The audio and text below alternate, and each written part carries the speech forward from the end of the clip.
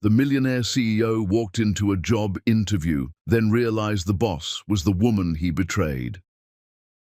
Hi, my beautiful family. Welcome back to Mr. Peter Stories, your own family story channel. May the Almighty surround you with His mercy, cover your homes with peace, and place strength in your hearts that never breaks.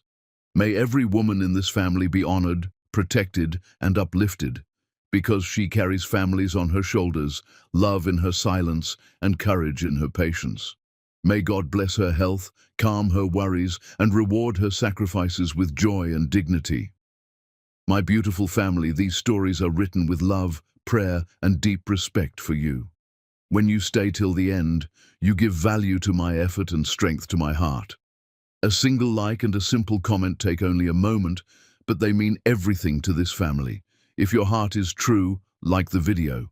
If your love is real, write, "I am with Mr. Peter."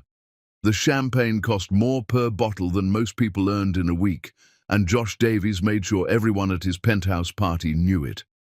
7,000 square feet of pure excellence, gentlemen, Josh announced, gesturing broadly at the floor-to-ceiling windows overlooking the city skyline. His tech company had just closed a $50 million funding round, and he'd invited everyone who mattered to celebrate in his newly acquired penthouse.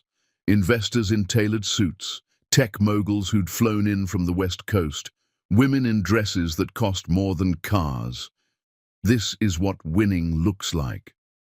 The crowd laughed, clinked their crystal glasses, and Josh felt invincible. At 32, he'd built an empire. The world was his. Then Martha Wesley walked through the door. She wore a simple navy dress from Target, her natural hair pulled back in a neat bun, her smile genuine as she searched the crowd for him. Josh's stomach tightened. He'd told her to meet him here after her shift at the diner, but he hadn't expected her to show up looking so ordinary, not among these people. "Josh!" Martha's face lit up when she spotted him. She weaved through the crowd, and he saw his investors watching her with barely concealed amusement. The women in designer gowns whispered behind their hands. "Hey," Josh said, his voice tight. He didn't kiss her, didn't pull her close like he usually did. "You made it." "Of course I made it. I wouldn't miss celebrating with you." Martha's eyes sparkled with pride. She had no idea. "I'm so proud of you, baby. $50 million. That's incredible." One of his investors, a silver-haired man who'd made his fortune in real estate, sidled up beside them. "Josh, aren't you going to introduce us to your friend?" Friend, not girlfriend. Josh heard the dismissal in the word. "This is Martha," Josh said, not meeting her eyes. "Martha, this is Richard Blackwood, major investor." "It's wonderful to meet you," Martha said, extending her hand with genuine warmth.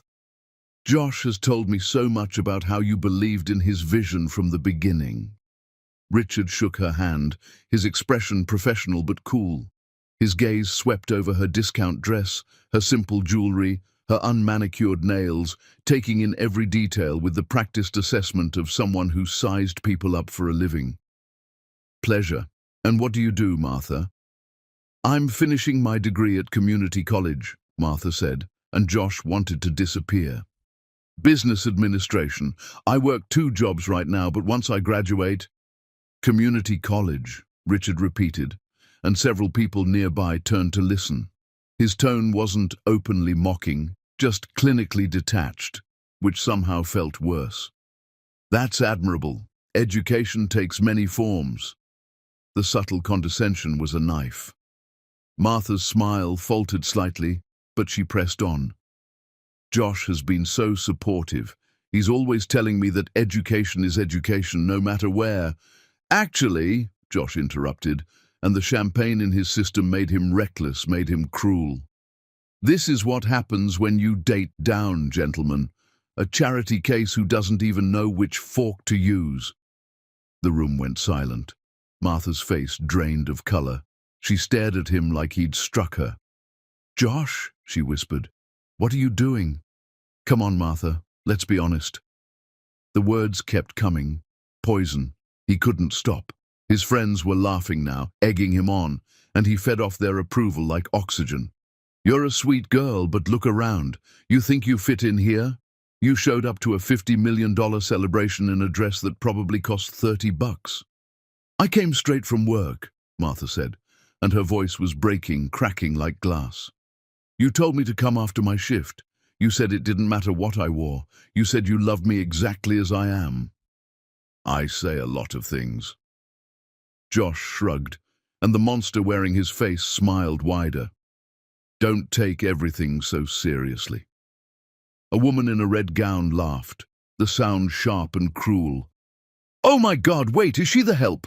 Did someone's caterer accidentally wander into the party?" The laughter spread like wildfire. Martha stood frozen in the center of it, tears gathering in her eyes, her whole body trembling. Richard Blackwood raised his glass, his face unreadable, but his silence speaking volumes. He didn't laugh along, but he didn't defend her either. His quiet approval felt even more damning than the open mockery. "Look, Martha, you're a nice girl, but this?" Josh gestured at the penthouse, at the people, at the life he'd built. "This isn't for you. Go back to your diner. Find some guy who thinks community college is impressive. I'm done slumming it." Martha's hand went to the promise ring on her finger, the one he'd given her 6 months ago, kneeling in the park where they'd had their first date, promising her forever. She twisted it off slowly, her hands shaking so badly she almost dropped it, and placed it on the marble table beside his champagne glass. "I loved you," she said, and her voice was steady even as tears streamed down her face. "I actually loved you. Not your money, not your success. You, the person you were before all of this." "Yeah, well," Josh picked up his glass, refused to look directly at her because something in her eyes was breaking him even through the champagne haze. "That person doesn't exist anymore. That was my first mistake. You were my second." Martha nodded slowly, like she was memorizing his face, committing this moment to memory. Then she turned and walked toward the door. The crowd parted for her, silent now, uncomfortable. Someone coughed. A glass clinked. The music seemed too loud suddenly. At the threshold, Martha stopped. She didn't turn around, just spoke to the room, her back straight and dignified despite everything. "You're going to regret this, Josh Davies. Not because I'll make you pay. I'm not that kind of person and you know it. But because one day you'll wake up and realize what you just threw away, and you'll have to live with that forever. I hope it was worth it." Then she was gone.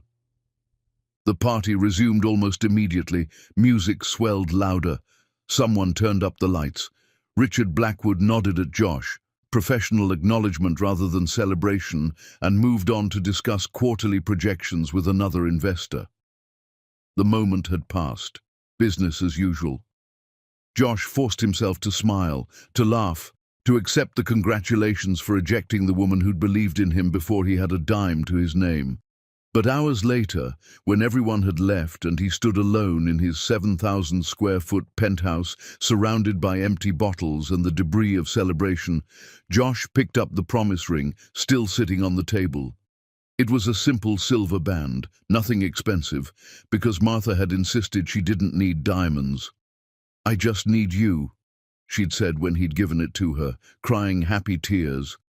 "Just you, Josh. That's all I'll ever need." He held the ring for a long time, then he threw it across the room and watched it bounce off the window and disappear under the couch. He told himself he felt nothing. He told himself he'd made the right choice. He told himself Martha Wesley would move on, find someone else, forget about him. He was catastrophically wrong about all of it. 3 weeks later, Martha sat on the cold bathroom floor of a gas station off the highway at 2 in the morning.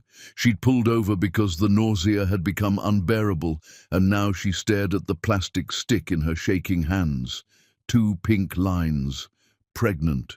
She thought about Josh's face when he'd called her a charity case in front of all those people. She thought about the laughter. She thought about the promise ring she'd left behind. She thought about the man she'd loved, who'd told her she was his everything, who'd made love to her 3 weeks ago and whispered that she was his future. That man was gone. Maybe he'd never existed. Martha pressed her hand to her still flat stomach and made a decision that would change everything. She would keep this baby. She would finish her degree. She would build something from nothing, the way she'd always done, the way her grandmother had taught her before she died. She would survive this, and Josh Davies would never, ever know what he'd lost until it was far too late.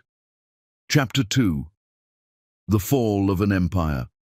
Josh Davies woke up to someone pounding on a door that wasn't his, and for a confused, desperate moment, he thought he was still in the penthouse. Then, reality crashed back like a physical blow. The water-stained ceiling tiles, the smell of mildew mixing with cheap air freshener, the scratchy motel sheets that probably hadn't been washed in weeks, the sound of the highway outside, constant and grinding. This was his life now. He sat up slowly, every muscle aching from the terrible mattress, and reached for his phone on the nightstand. The screen showed 47 unread emails. His heart jumped with pathetic hope before he started scrolling. Rejection. Rejection. Automated response. Rejection. Notice that his last credit card had been closed. Rejection. Spam. Rejection. 8 months. That's how long it had been since his world imploded in spectacular public fashion. It started with Vincent, his chief technology officer. Josh had berated him at a board meeting for questioning one of his decisions, called him incompetent in front of the entire executive team, threatened to fire him if he ever contradicted Josh again. Vincent quit that afternoon. Josh thought that would be the end of it. Instead, Vincent went to the press with receipts. Documentation proving that Josh had stolen his code, passed off Vincent's innovations as his own, built the entire company on someone else's genius while taking all the credit. The tech blogs picked it up first, then the major outlets. Within 72 hours, Josh's face was everywhere, labeled as a fraud and a thief.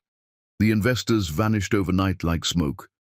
Richard Blackwood called personally, his voice professionally cold rather than angry, to inform Josh that his firm would be divesting immediately and that Josh's reputation in the industry was now untenable.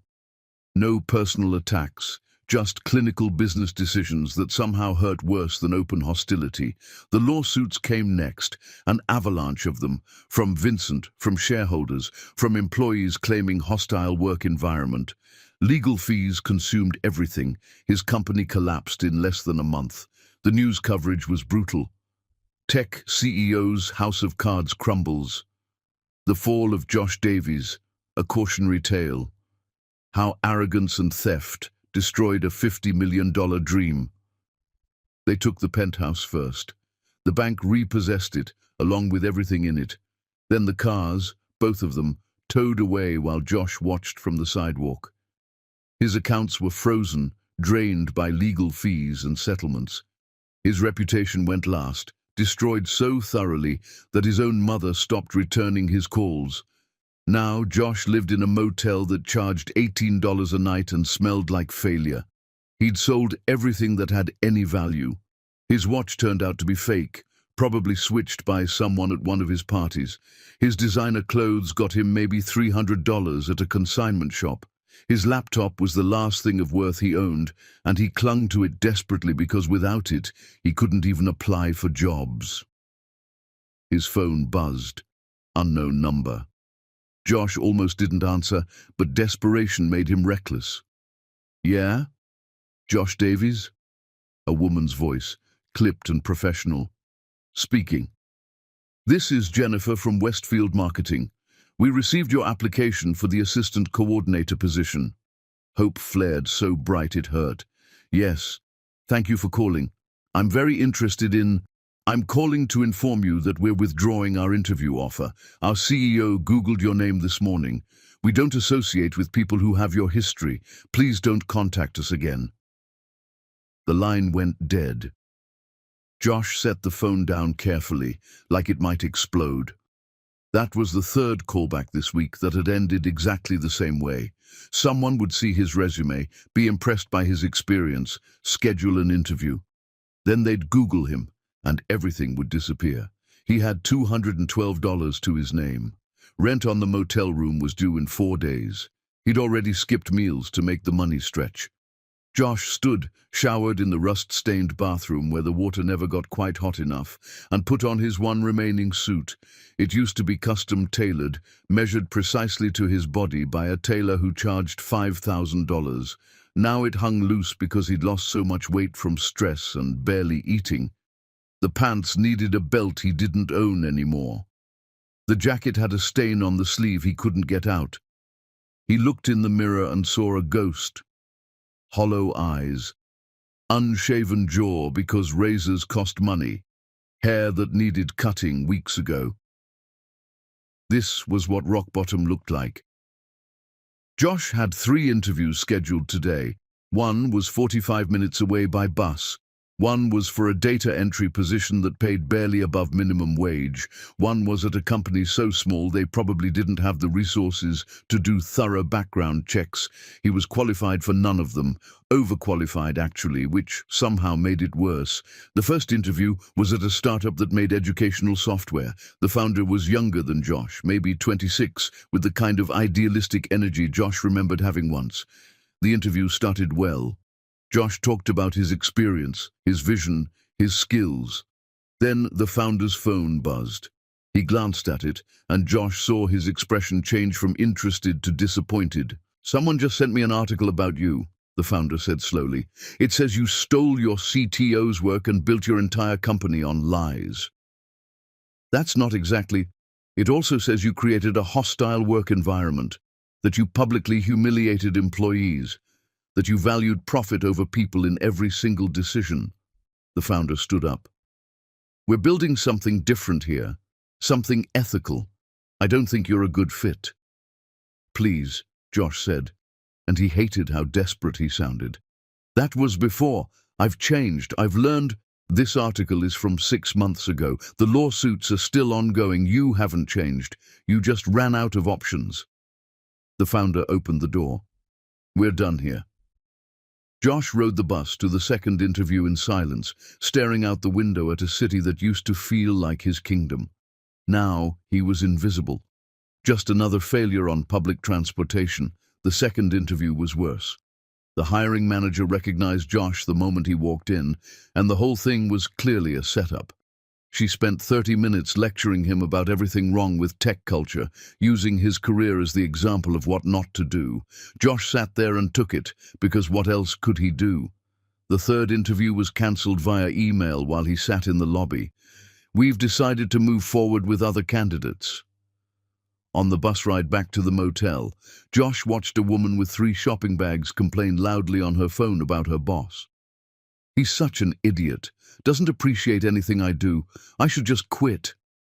Josh wanted to scream at her, tell her she had no idea how good she had it, tell her that having a job to quit was a privilege. Instead, he closed his eyes and tried not to cry in public. Back in his motel room, he opened his laptop with shaking hands and refreshed his email compulsively. Rejection, rejection, account suspension notice, rejection. Final notice on unpaid parking tickets from before the collapse, and then, buried at the bottom, something different. Catalyst Innovations, final interview invitation. Josh's heart stopped. He read the email 3 times to make sure it was real. "Dear Josh Davies, we are pleased to invite you to a final interview for the position of Chief Executive Officer at Catalyst Innovations. Your experience and background have caught the attention of our selection committee. The interview is scheduled for next Monday at 9 a.m. Please confirm your attendance. We look forward to meeting with you." CEO position. Someone was offering him a CEO position, Catalyst Innovations. Josh Googled them quickly. Rising star in the tech world, revolutionary platform connecting underserved communities with resources. Founded 5 years ago by a single founder who'd bootstrapped the entire operation before accepting strategic angel investment in year 3. The company had gone viral among social workers and community organizers, growing exponentially through word of mouth. Solid reputation, growing revenue, featured in major tech publications for doing good while doing well. They were offering him a chance, a real chance. Someone had looked past his mistakes and seen his potential. Josh hit reply so fast he nearly knocked over his laptop. "I confirm my attendance with gratitude. Thank you for this opportunity. I will not let you down." Send. Then Josh Davies, who hadn't cried during the lawsuits, the public humiliation, or the loss of everything he owned, put his head in his hands and sobbed with relief so intense it felt like drowning. Someone believed in him. Someone thought he deserved to rebuild. He had absolutely no idea that the interview would be with the only person in the world who knew exactly what kind of man he really was. The woman whose life he'd destroyed. The woman who'd built an empire from the ashes of his cruelty. Martha Wesley was about to teach him what accountability actually meant. Chapter 3. Martha's Kingdom. Martha Wesley walked through the glass doors of Catalyst Innovations at 6:30 in the morning, same as every day, and felt the familiar surge of pride that never got old. This was hers. Every polished surface, every line of code running on servers she owned outright, every employee who believed in the mission she'd built from absolutely nothing. The building was modest compared to the tech giants with their sprawling campuses downtown, but it was paid for. No crushing debt, no investors who could pull the rug out, just pure, hard-earned success. "Morning, Ms. Wesley," the security guard called out. Gerald was a retired veteran who Martha had personally hired after learning he'd been living in his car between shifts at his previous job. Now he had a 2-bedroom apartment, full benefits, and a salary that let him support his grandkids. "Morning, Gerald. How's your daughter doing?" "Much better. The treatment's working, thanks to the health insurance you provided." His eyes were grateful. "I can't thank you enough for you show up every day, you do excellent work, and you treat people with respect. That's all the thanks I need." Martha smiled at him, genuine and warm, and headed for the elevator. She rode up to the executive floor alone, watching the city wake up through the glass walls. 5 years ago, she'd been in a studio apartment so small she could touch both walls while lying in bed. 5 years ago, she'd been pregnant, terrified, and so heartbroken she sometimes forgot to breathe. Now she was the founder and CEO of a company worth $200 million. The valuation had shocked everyone, including her, when the Series B funding round closed last year. But the numbers didn't lie. Her app had gone viral among exactly the communities it was designed to serve. Social workers shared it. Teachers recommended it. Community organizers built their programs around it. The growth had been organic and explosive, the kind of hockey stick curve investors dreamed about but rarely saw. When she'd finally agreed to take outside funding in year 3, venture capital firms had fought over the opportunity.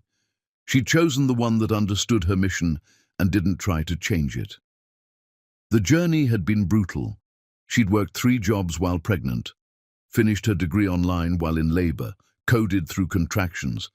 Every line in the original app had been written by her alone, in that tiny studio apartment, on a second-hand laptop, with Nova sleeping in a bassinet within arm's reach.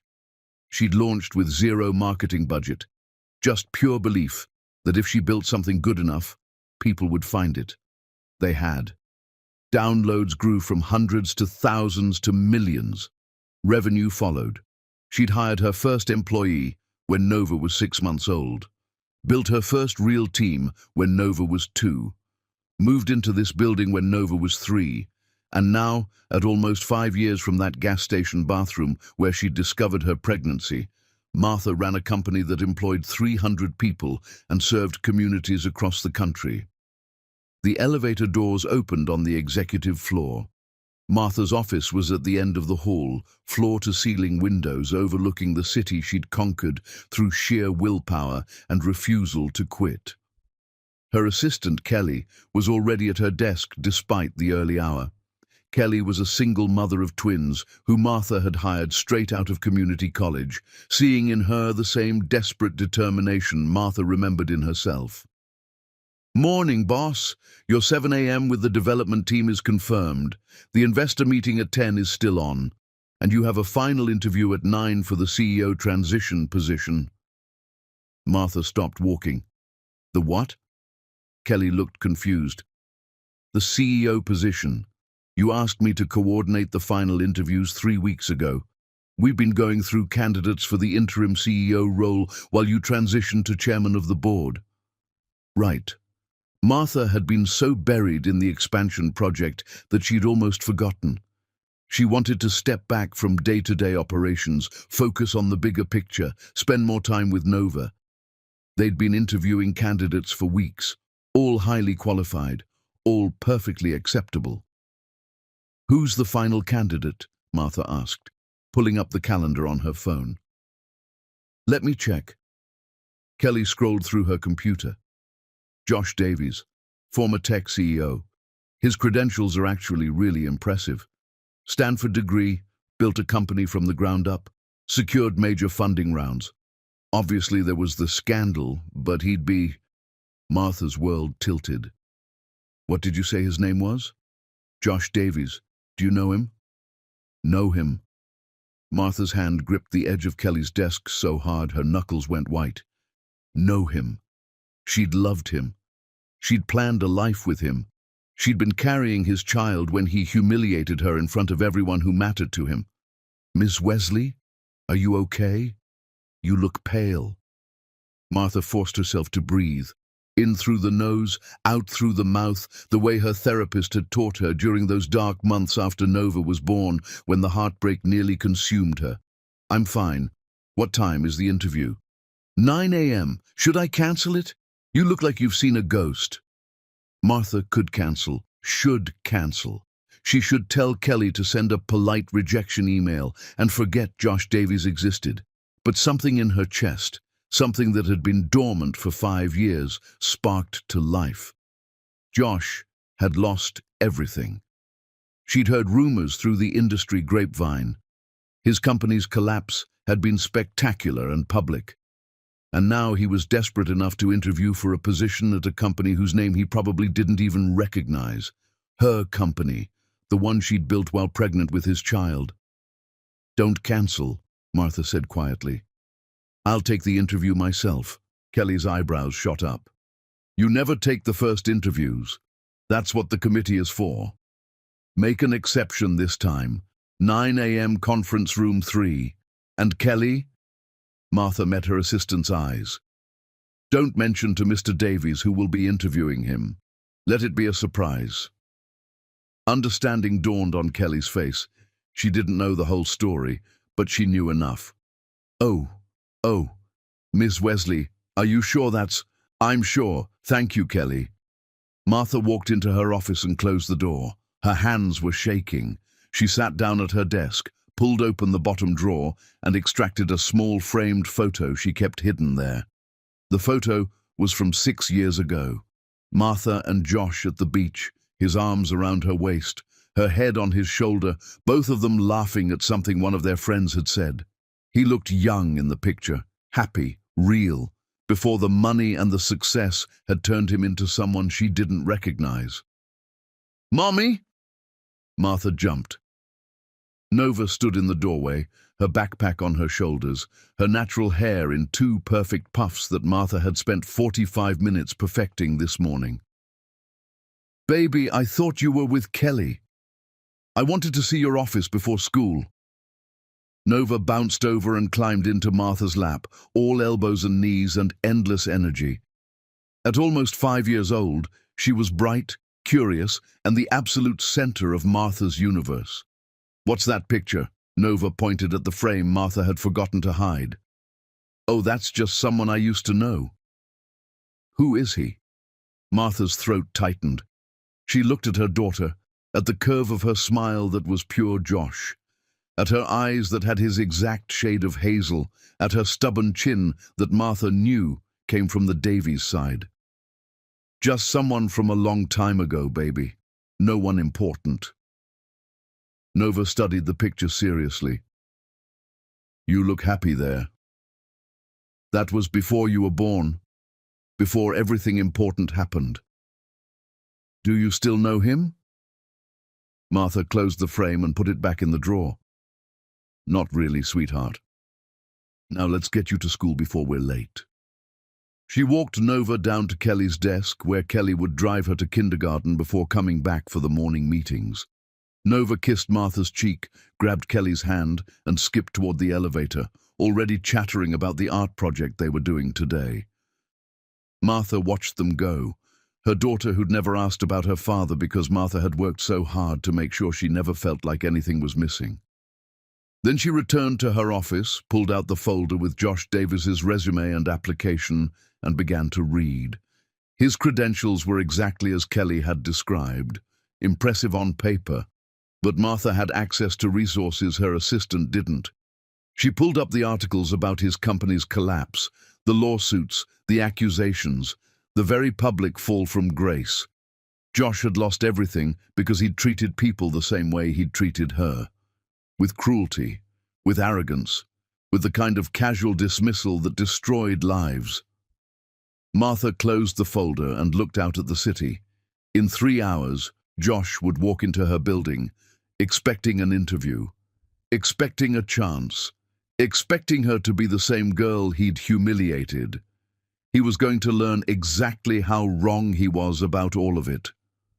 Martha Wesley had spent 5 years building armor. Josh Davies was about to discover what happened when you underestimated the woman you destroyed. Chapter 4. The Interview Room. Josh arrived at Catalyst Innovations 45 minutes early because he couldn't risk being late to the only opportunity he had left. The building was impressive in an understated way. Modern architecture, lots of glass and clean lines, but not ostentatious, not trying too hard. The lobby was filled with employees who actually seemed happy to be there, laughing as they grabbed coffee from a cafe area, chatting in clusters that didn't look forced or corporate. This was the kind of company Josh had pretended to build, before the money corrupted everything, before he started measuring success by how much he could show off instead of how much good he could do. Josh Davies? The receptionist smiled at him, genuine and welcoming. You're here for the 9 a.m. interview? Yes, I know I'm early. I can wait. No problem at all. Can I get you coffee, water? Water would be great, thank you. She handed him a bottle of water with the Catalyst logo on it and gestured to a seating area. Someone will come get you when they're ready. Make yourself comfortable. Josh sat on a couch that was actually comfortable, not the deliberately uninviting furniture most corporate lobbies had, and tried to calm his racing heart. This was it. His last chance. He'd rehearsed his pitch 1,000 times. He knew what to say about his failures, his growth, his vision for the future. He just needed them to see past the headlines, see the man he was trying to become. At exactly 9 a.m., a woman in her 30s approached him. Mr. Davies, I'm Kelly, executive assistant. The interviewer is ready for you. Follow me, please. Josh stood, straightened his ill-fitting suit jacket, and followed Kelly to the elevator. They rode up in silence. The executive floor was just as thoughtfully designed as the lobby. Art on the walls from local artists, based on the small plaques beneath each piece. Natural light everywhere, a sense of space and calm. Conference room 3 is just down the hall, Kelly said, and something in her tone made Josh look at her more carefully. She was watching him with an expression he couldn't quite read. Curiosity? Pity?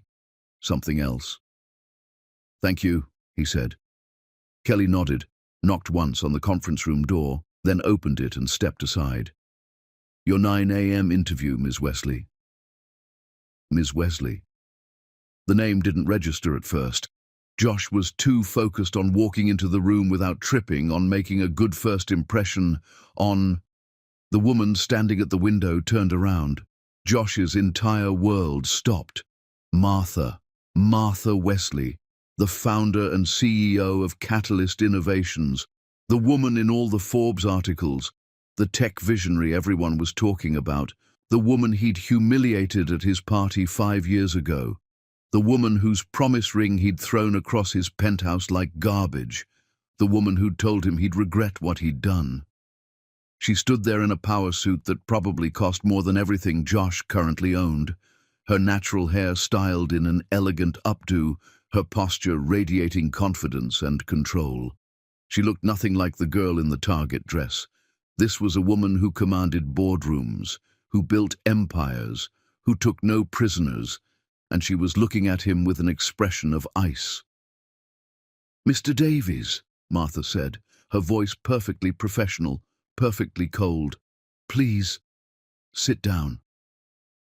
Josh's knees actually buckled. He grabbed the doorframe to keep from falling, his vision swimming, his breath coming in short gasps. "Martha," he whispered. "Oh, God, Martha, This is a professional interview." She cut him off, and her tone could have frozen fire. "Do you want the position we're offering, or not?" Josh stumbled to the conference table and collapsed into a chair before his legs gave out completely. His hands were shaking so badly he had to clasp them together under the table. His heart pounded so hard he thought he might vomit. This couldn't be happening. This couldn't be real. Martha Wesley, the girl from community college, the waitress working 2 jobs, the woman he'd called a charity case. She'd built this. She was the CEO they'd invited him to interview with. She had won, and he had lost, and now she held his entire future in her hands. Martha sat down across from him, crossing her legs, her expression unreadable. She pulled out a folder, his resume, his application. "Let's begin," she said calmly. "Tell me why you want to work at Catalyst Innovations." "Martha, please," Josh's voice cracked. "I need to apologize. I need to tell you how sorry I am for what I did, what I said. I was drunk and stupid and cruel, and I've regretted it every single day since. This is a professional interview, Mr. Davies. If you'd like to continue, I suggest you answer my questions. If you'd prefer to leave, the door is behind you." Josh swallowed hard. She was serious. She was actually going to interview him like they were strangers, like he hadn't destroyed her in front of everyone who mattered to him. Maybe that's exactly what he deserved. "I want to work here because Catalyst Innovations represents everything I failed to build," Josh said, forcing his voice to steady. "You've created a company that actually helps people, that values ethics and community, that measures success by impact instead of profit. I want to learn from that. I want to be part of something good again." "Again," Martha repeated, "implying you were part of something good before." "No, I wasn't. My company was built on stolen work and ego. I treated people terribly. I valued all the wrong things. I destroyed lives, including my own." Josh met her eyes, even though it felt like staring into the sun. "I'm not that person anymore." "Aren't you?" Martha flipped open his folder. "Let's discuss your qualifications. You built a tech company that secured significant funding. Then you were exposed for stealing your CTO's intellectual property. Multiple employees filed complaints about your management style. The company collapsed spectacularly. You lost everything. Is that an accurate summary?" Each word was a knife. "Yes." "Why should I hire someone with that track record?" "You shouldn't," Josh said honestly. "If I were you, I'd throw me out of this office and never look back. I don't deserve this opportunity. I don't deserve to breathe the same air as you. But Martha, I've lost everything. I have $200 to my name. I'm living in a motel. I haven't eaten a real meal in 3 days. I'm desperate, and I know that's pathetic, but it's the truth. Do you think I care that you're suffering?" Martha's voice was still perfectly controlled, but something flickered in her eyes. "Do you think your pain means anything to me after what you did?" "No, it shouldn't. I'm not telling you this to make you feel sorry for me. I'm telling you because you asked why I want to work here, and the truth is, I'll take any job you offer, any position, any salary, because you're the only person who's given me a chance in 8 months. And even if you hate me, even if you make my life miserable, it's more than I deserve." Martha stood abruptly and walked back to the window. Her back was to him, her shoulders rigid. "Tell me about a time you failed," she said without turning around. Josh's laugh was bitter. "Which failure would you like? Professionally? Personally? Morally?" "All of them." So Josh told her. about stealing Vincent's work because he was too insecure in his own abilities, about creating a toxic workplace because controlling people felt like power, about humiliating employees to impress investors, about caring more about appearances than substance, about throwing away the only woman who'd ever loved him for who he was because he was ashamed of where he came from, and she reminded him of it. "That night," Josh said, and his voice broke completely. "At my party, what I said to you, how I treated you in front of all those people. That was the worst thing I've ever done. Worse than the theft, worse than the lies. I destroyed someone good and kind and real because I wanted to pretend I was someone I wasn't, and I've hated myself every single day since." "Have you?" Martha turned around, and there were tears in her eyes that she was fighting to control. "Have you really? Or did you only start hating yourself when you lost everything and needed someone to blame?" "Both," Josh admitted. "At first I told myself you'd move on, that you were better off without me, that I'd done you a favor.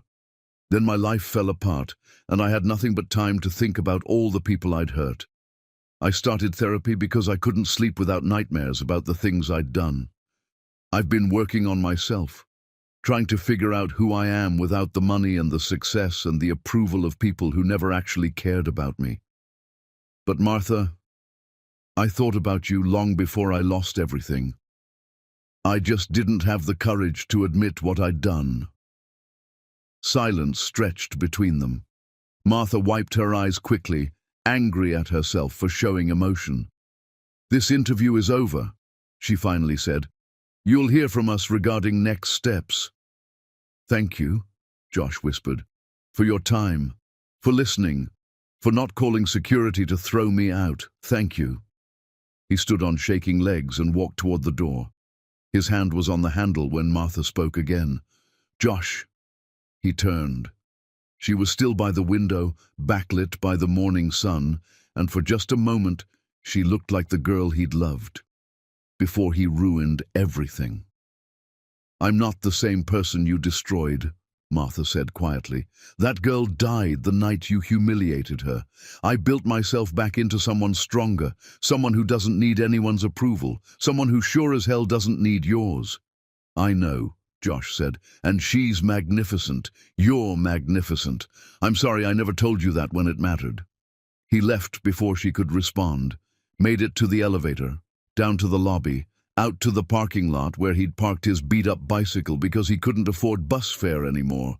Then Josh Davies sat down on the curb and threw up from the emotional overload. When there was nothing left in his stomach, he cried, huge, racking sobs that came from somewhere deep and broken inside him. He'd seen her, seen what she'd become without him, seen the empire she'd built from the ashes of his cruelty.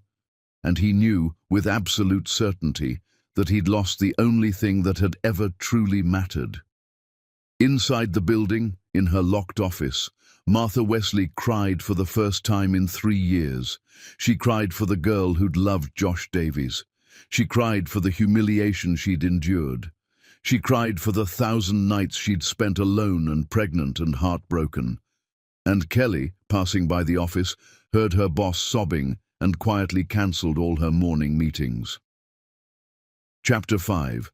The Offer with Conditions. Josh didn't expect to hear from Catalyst Innovations again. He'd been back in his motel room for 2 days, surviving on vending machine crackers and water when the email arrived.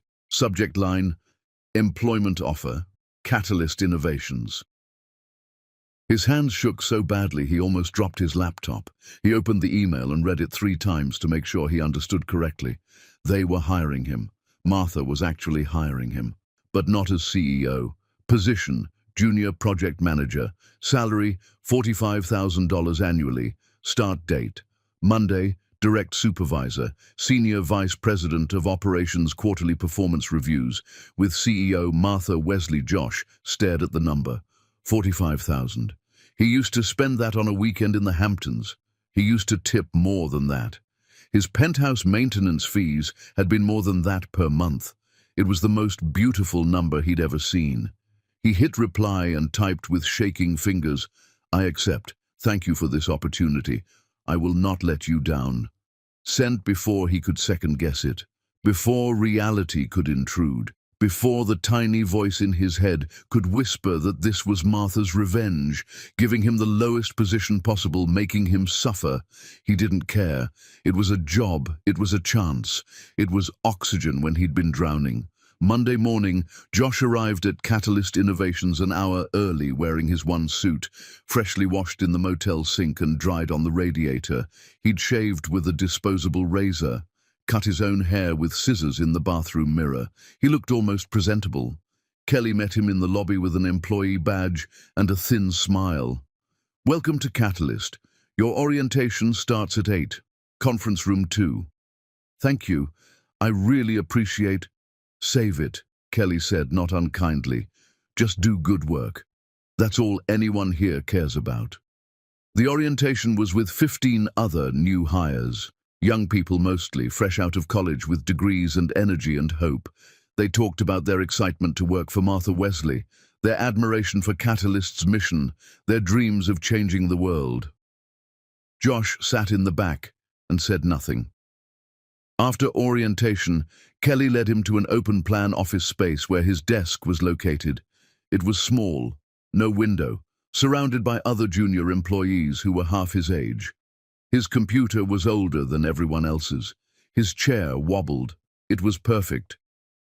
"Your first assignment is in your email," Kelly said. "Department meeting at 2. Ms. Wesley will be addressing the team. Don't be late." At 2 p.m., Josh filed into the large conference room with about 50 other employees. He took a seat in the back corner, trying to be invisible. People chatted around him, excited about whatever announcement was coming. Then Martha walked in. The room fell silent immediately. She commanded attention effortlessly, moving to the front with quiet confidence. She wore a navy suit today, her hair down, her presence filling the entire space. "Thank you all for coming," Martha said, and her voice carried to every corner. "I want to introduce our newest team member. Josh Davies will be joining us as a junior project manager. Some of you may recognize his name from industry news. Yes, he's that Josh Davies." Whispers rippled through the room. People turned to look at him. Josh felt his face burning.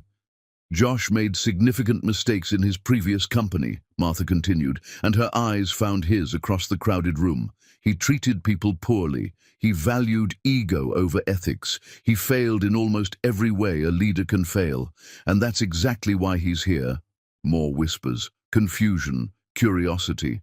"At Catalyst, we believe in second chances, not because people deserve them automatically, but because growth requires opportunity. Josh has one chance to prove he's learned from his failures, one chance to demonstrate that he can be part of something bigger than himself, one chance to show that ethics and compassion can replace arrogance and cruelty." Martha's gaze was ice-cold as she addressed him directly. "The rules for you are simple, Josh. You will work harder than anyone else in this company. You will be the first one here and the last to leave. You will treat every single person on this team with respect, from the CEO to the cleaning staff. You will hit every deadline, meet every expectation, and exceed every standard. You will not use your previous experience as an excuse for special treatment. You are junior staff. You will act like it." Josh nodded, unable to speak. "If you break my trust, you're gone. If you disrespect anyone on this team, you're gone.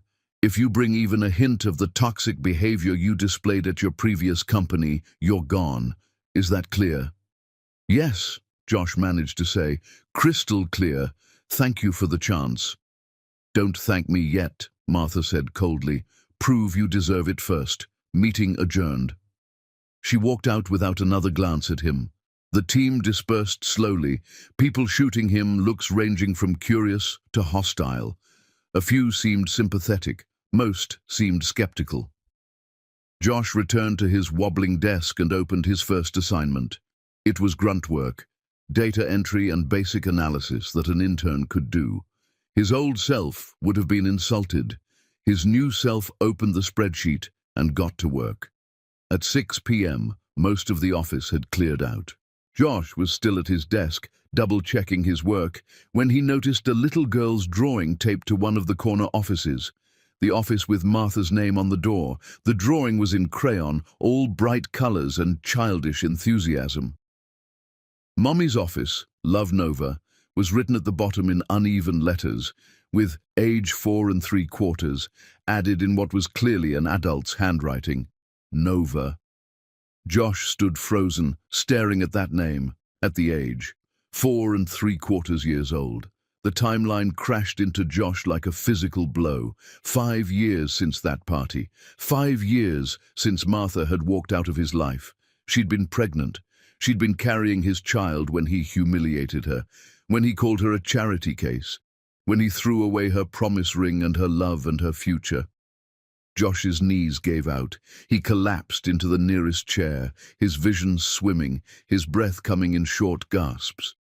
He had a daughter he'd never met, a daughter who drew pictures for her mother's office, a daughter who existed because of him but grew up without him, because he'd been too cruel, too stupid, too drunk on his own success to see what mattered. Josh made it to the bathroom before he vomited. He stayed there for 20 minutes, sitting on the cold tile floor, crying so hard he couldn't breathe. Huge, wrenching sobs that came from the deepest part of him. He had a daughter, and he'd never known. When he finally pulled himself together enough to leave the bathroom, the office was empty and dark. Josh walked to Martha's office and looked at the drawing again. Nova had used purple for Martha's hair, pink for her dress, and yellow for the sun shining in the background. In the corner, she'd drawn herself, a little brown stick figure with pigtails, holding Martha's hand. There was no father figure in the picture. Josh pressed his forehead against the glass door and whispered, "I'm so sorry. Oh God, I'm so sorry." He had a daughter, and he'd already missed everything that mattered. Chapter 6. The daughter he didn't know. 3 weeks into the job, Josh had established a routine of arriving at 6 a.m. and leaving at 8 p.m., working through lunch and producing more output than any other junior project manager in the company's history. He'd learned everyone's name. The developers, the designers, the administrative staff, the cleaning crew who came through at night. He brought coffee for teammates who looked tired. He stayed late to help colleagues debug code that wasn't his responsibility. He volunteered for every undesirable project. And he watched Martha from a distance, looking for any hint of the daughter he now knew existed. It happened more frequently than Josh had expected. Martha was a hands-on CEO who worked long hours, and sometimes that meant Nova came along, doing homework in the conference room or drawing pictures at her mother's desk. Josh made sure to be elsewhere during those times, working from a different floor, taking lunch breaks that conveniently aligned with Nova's presence, staying away like Martha had demanded, but he watched them together when he thought no one would notice. The way Martha's entire face softened when Nova ran to hug her. The way she kept healthy snacks in her desk drawer that Nova loved. The way she could run a board meeting with her phone on mute because Nova was sick at school and might call. Martha was an incredible mother. Of course she was. She'd been an incredible girlfriend too, patient and kind and supportive, before Josh had destroyed all of it. One Tuesday afternoon, Josh was working on a complex data migration project when he overheard 2 senior developers arguing in the conference room next to his desk. The project was due in 3 days, and something in the code had broken catastrophically. They'd been trying to fix it for 6 hours. Josh listened for a moment, recognized the problem, and knew he could solve it. The old Josh would have barged in, shown off his knowledge, taken credit for saving the day. The new Josh hesitated. This wasn't his project. He was junior staff. Overstepping could seem like grandstanding, but if he didn't help, the deadline would be missed, and that would hurt the whole team. Josh knocked on the conference room door. "Hey, I couldn't help overhearing. I think I know what's causing your issue. Can I take a look?" The developers exchanged skeptical glances. Josh had a reputation for good work now, but he was still the guy who'd stolen credit at his last company. "Sure," one of them finally said. "But if you're wasting our time, I'm not. Promise. Josh sat down and pulled up the code. 15 minutes later, he'd identified the problem and mapped out a solution. There. Try that approach. Should work. It did work. The developers were stunned and grateful. Word spread through the office. Josh Davies had saved a critical project without asking for credit. That became the pattern. Josh helped where he could, asked for nothing in return, built trust through consistent action instead of words. 3 months in, he was promoted to full project manager. Not senior level, but better than junior. A small raise that meant he could afford an actual apartment instead of the motel. Nothing fancy. A studio in a neighborhood that made his old self shudder, but it had a kitchen and a bathroom that didn't smell like mildew, and Josh was grateful for every square foot. He started therapy again, this time paying out of pocket because his new salary allowed it. His therapist, Dr. Amanda Price, pushed him hard. "Why are you really doing this?" she asked during one session. "Working yourself to death at a company where the CEO is the woman you destroyed?" "Because I destroyed her. Because I need to make amends. That's not growth. That's punishment. Maybe I deserve to be punished. Everyone deserves consequences. But is your goal accountability or martyrdom?" Josh thought about that for a long time. "I want to become someone who deserved her, not to win her back. I know that's impossible, but to prove to myself that I can be better than I was." Better for who? For me. For anyone I might hurt in the future. For the daughter I'll probably never know. For the man I should have been. Dr. Price nodded slowly. "That's the first time you've said it's for you. Not for Martha's forgiveness. Not to earn anything external. For you." "Yeah," Josh said quietly. "I guess it is." 4 months in, something happened that tested everything he'd learned. There was a company charity event, a fundraiser for community programs that Catalyst supported. Martha was there, stunning in a red dress, working the room with ease and charm. And on her arm was a man Josh didn't recognize, tall, polished, clearly successful. A doctor, based on the conversation Josh overheard, Trevor Harrison. He seemed genuinely kind, attentive to Martha in a way that wasn't possessive but caring. He made her laugh, his hand on the small of her back protective rather than controlling. And Nova was there too, in a little black dress with ribbons in her hair, holding Martha's hand on one side while Trevor crouched down to her level, asking her about her favorite subjects in school with what seemed like genuine interest. They looked like a family. Josh excused himself to the bathroom before anyone could see him falling apart. He gripped the sink, staring at his reflection, trying to breathe through the panic attack crushing his chest. Martha had moved on. Of course she had. She deserved someone good, someone like Trevor who probably never humiliated her, never made her feel small, never threw away her love. Josh wanted to leave, wanted to run out of the event and never come back, wanted to quit his job and disappear so he wouldn't have to watch Martha build a life with someone else. Instead, he splashed water on his face, dried it carefully, and went back to the event. He didn't interrupt them, didn't make a scene, didn't do anything that would call attention to his pain. He stood at the bar and watched Martha be happy with someone else, and he told himself this was what growth looked like. Letting go, accepting consequences, understanding that some things you break can't be fixed. Trevor left early for a hospital shift, kissing Martha on the cheek with casual affection. Nova waved goodbye to him, and Josh heard her call him Dr. Trevor, in that sweet voice that sounded so much like her mother. Josh finished his drink, donated more money than he could afford to the charity, and went home alone. In his empty apartment, he called Dr. Price's emergency line. "I'm not going to hurt myself," he said when she answered. "I just need to talk to someone before I spiral."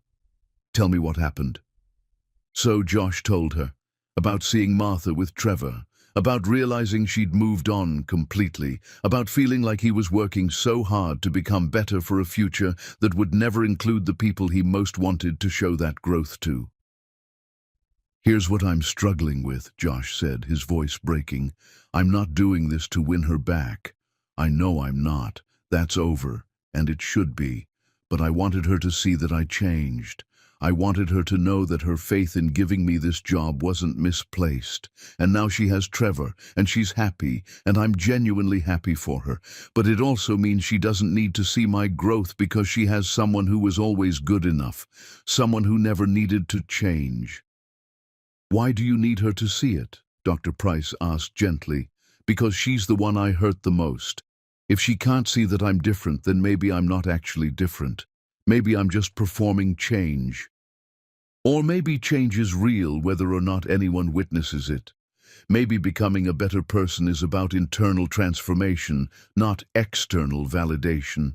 Josh was silent for a long time. Outside his window, the city lights blurred through his tears. When did this become so hard? He finally whispered. When you started doing real work instead of taking shortcuts. Real growth is supposed to be hard. That's how you know it's real. After the call, Josh sat in his dark apartment and cried. Not the violent, angry tears from before, just quiet acknowledgement of everything he'd lost and would never get back. Then he opened his laptop and got back to work on the project that was due next week, because Dr. Price was right. Growth wasn't about Martha's forgiveness or Trevor's existence or Nova's recognition. It was about who Josh Davies was when no one was watching, when there was no reward, when all that remained was the simple choice to be better than he was yesterday. He made that choice every single day, even when it hurt like dying. Chapter 7. Proving Ground, The Long Road. 4 months at Catalyst had taught Josh Davies that integrity wasn't a grand gesture. It was showing up every day and making the right choice when the wrong one would be easier. Then Richard Blackwood walked back into his life, and Josh's integrity faced its real test. It started with an email from Martha to all senior staff and project managers. Catalyst was launching a new initiative to expand their community resources app into underserved rural areas. It was ambitious, expensive, and required investor support. Martha had scheduled a meeting with a potential major investor who could provide the $30 million needed to make it happen. Josh saw the investor's name and felt his stomach drop. Richard Blackwood. The same Richard Blackwood who'd stood by silently when Josh humiliated Martha at that party 5 years ago. Who'd raised his glass in quiet approval. Who'd abandoned Josh the moment his company collapsed, professional and clinical in his dismissal. The meeting was set for Thursday. All project leads were required to attend and present their work to demonstrate Catalyst's capabilities. Josh spent 3 days preparing his presentation with meticulous care. He knew this was important to Martha. He knew $30 million could change everything for the communities they served. He knew his personal feelings about Richard couldn't matter. Thursday arrived. Josh walked into the conference room with his laptop and notes, and there was Richard Blackwood, silver hair, perfectly styled, expensive suit, professional demeanor. He was talking to Martha, asking intelligent questions about her expansion strategy, his approach businesslike rather than warm. Richard saw Josh and paused mid-sentence, genuine surprise crossing his face. Davies? Josh Davies? I'd heard rumors you'd landed somewhere. I didn't realize it was here. The room went silent. Everyone looked at Josh. Mr. Blackwood, Josh said evenly. Good to see you again. Richard's expression was complex, harder to read than Josh remembered. I have to say I'm surprised. Last time we spoke, your situation was quite different, and now you're working as a project manager at Catalyst.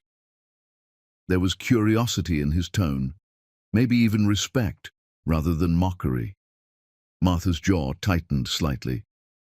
Mr. Blackwood, shall we begin the presentation? Of course.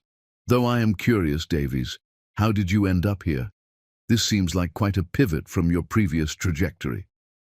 The old Josh would have deflected, would have made excuses, would have tried to minimize the fall to preserve his ego.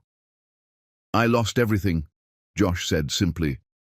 My company collapsed because I built it on stolen work, and treated people terribly. Ms. Wesley gave me a chance when no one else would. I'm trying to learn from that and become someone better." Richard studied him for a long moment. "Honest answer. I respect that. Shall we see what you've all built here?" The presentations began. Josh's was solid, well-researched, showing concrete data on how Catalyst's expansion could serve rural communities effectively. Richard asked tough questions but fair ones, professional, probing. Then they got to the financial projections, and Richard's demeanor shifted slightly. "30 million is a significant investment," Richard said, looking directly at Martha. "What guarantees do I have that Catalyst can scale without losing the mission-driven focus that makes it unique?" Martha handled the question well, providing detailed plans and safeguards, but Richard pressed harder. "I've seen many startups lose their way when they take on major funding. The mission gets diluted, the founders get pushed out, the original vision becomes unrecognizable." He paused, then added, almost as an aside, "Ms. Wesley, I looked into your background. Community college, multiple jobs, built this from nothing. That's impressive, genuinely, but it's also a risk factor for investors." The room went tense. It wasn't openly hostile, but the implication was clear. The subtle questioning of Martha's credentials based on her background.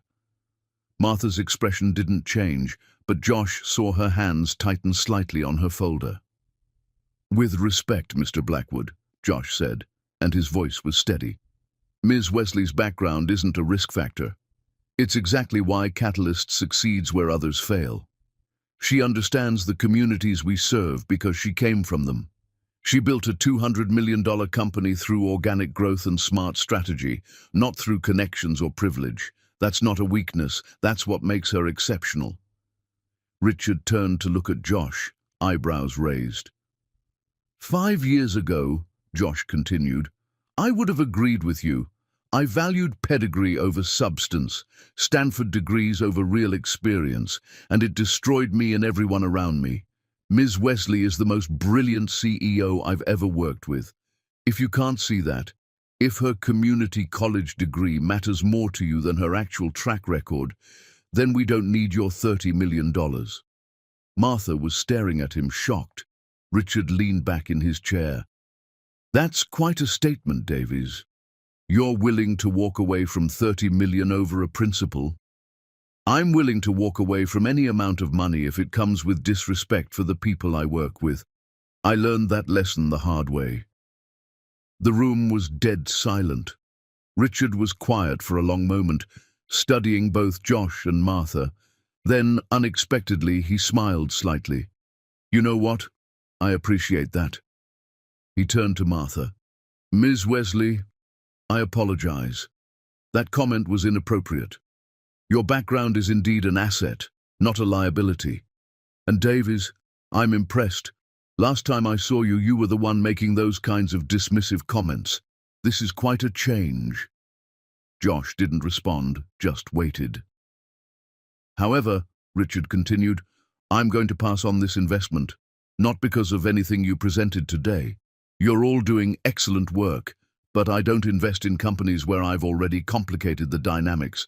My history with both of you would make this partnership messy. You deserve investors who can focus purely on the mission, not navigate past relationships." He stood, gathering his materials. "Ms. Wesley, I genuinely hope you find the right funding. What you're building matters. And Davies, I mean this sincerely. Good luck with your second chance. Not many people get one. Don't waste it." Richard left the conference room, professional and composed. The team sat in stunned silence. Martha finally spoke. "Meeting adjourned. Everyone except Josh. Please leave." The staff filed out quickly, some people giving Josh supportive looks as they passed. The door closed and Josh was alone with Martha. He expected fury. Instead, Martha walked to the window and stood there, her back to him, shoulders shaking slightly. "I'm sorry," Josh said quietly. "I shouldn't have let our history affect the meeting. You needed that money. I had no right." "Stop," Martha said, and when she turned around, she was crying. Not angry tears. Something else. Just stop talking for a minute. Josh fell silent. Martha walked over and sat down across from him, wiping her eyes. That man questioned my credentials 5 years ago at your party. Not as obviously as you did, but the implication was there. His silence was approval of your behavior, and you just threw away $30 million defending me from those same subtle dismissals. Because you deserved someone to defend you. Then and now. I'm sorry it took me 5 years to understand that.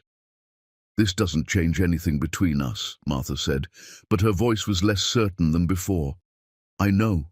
I'm not doing this to win you back. I'm doing it because it's right. Martha studied his face for a long moment. My board is going to be furious when they find out. Some of them will probably call for your termination. I understand. I'll resign if that makes it easier. You'll do no such thing. Martha's voice hardened with determination. You did exactly what I would have done. We don't need investors who question my abilities based on where I went to school. We'll find another way. We always do. But 30 million? We'll find it elsewhere. From people who respect us, from investors who want to support our mission, not just profit from it. Martha stood. Go home, Josh. You look exhausted. We'll deal with the board tomorrow. Josh stood too. At the door, he paused. Martha? Yes? Thank you for giving me the chance to do the right thing, even though it cost us. Martha's expression was unreadable. You're welcome. Now get out of here before I change my mind about not firing you. Josh left. He made it to his apartment before the relief and emotional exhaustion hit him like a wave. He'd done the right thing. For the first time in his professional life, he'd chosen integrity over profit, chosen Martha's dignity over investor money, chosen who he wanted to be over who he used to be. It felt terrifying and liberating in equal measure.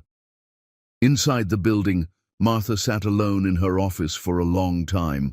She pulled out her phone and looked at Trevor's name in her contacts.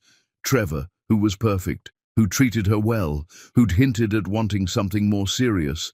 Trevor, who would never have defended her the way Josh just did. Not because Trevor was bad, but because Trevor had never destroyed her first, had never needed to rebuild from the rubble of his own cruelty. Martha didn't delete Trevor's number yet, but she stared at it for a long time, thinking about second chances and whether some broken things could ever be put back together. Then she put the phone away and returned to work. There was a company to run, an investor to replace, and a complicated mess of feelings she wasn't ready to examine. Chapter 8. The Test of Character. 6 months at Catalyst Innovations had transformed Josh Davies from a broken man seeking redemption to someone who actually believed he might deserve a future. Then everything started falling apart again. It started with a phone call from a corporate law firm representing Blackwood Enterprises. Richard's firm wasn't involved directly, but competitors had noticed Catalyst's rapid growth and saw opportunity. One company in particular, led by people who knew about Josh's history and Martha's rejection of major funding, decided to strike. Tech blogs started running articles questioning Catalyst's stability. Is Catalyst Innovations built on shaky ground? Martha Wesley, visionary or in over her head? Anonymous sources claim Catalyst facing financial crisis.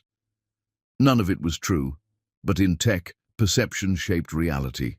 Catalyst's stock dropped 40% in 2 days. Employees panicked. Investors who'd been considering funding their expansion pulled out. Partnerships that were in negotiation suddenly went cold. Martha worked 18-hour days trying to stop the bleeding. Josh watched her unravel, saw the exhaustion in her eyes, the weight of responsibility crushing someone who'd never asked for this war. Then the hostile takeover attempt came. A corporate conglomerate made a surprise offer, $400 million to buy Catalyst outright. It was more money than Martha had ever dreamed of. Financial security for her, for Nova, for generations. The catch, They'd dismantle everything she'd built, lay off half the staff, gut the community-focused mission, turn Catalyst into just another profit extraction machine. The board scheduled an emergency meeting. Several members were openly advocating for the sale. "Think about your daughter's future," one of them argued. "Think about your employees who might lose their jobs if we don't have the resources to fight this. $400 million solves every problem we have." Martha refused. "This company is my legacy. I didn't build it to sell to people who'll destroy its purpose." "Then you're being selfish," another board member said, "putting your pride ahead of everyone else's security." The meeting dissolved into arguments. Martha looked like she might shatter.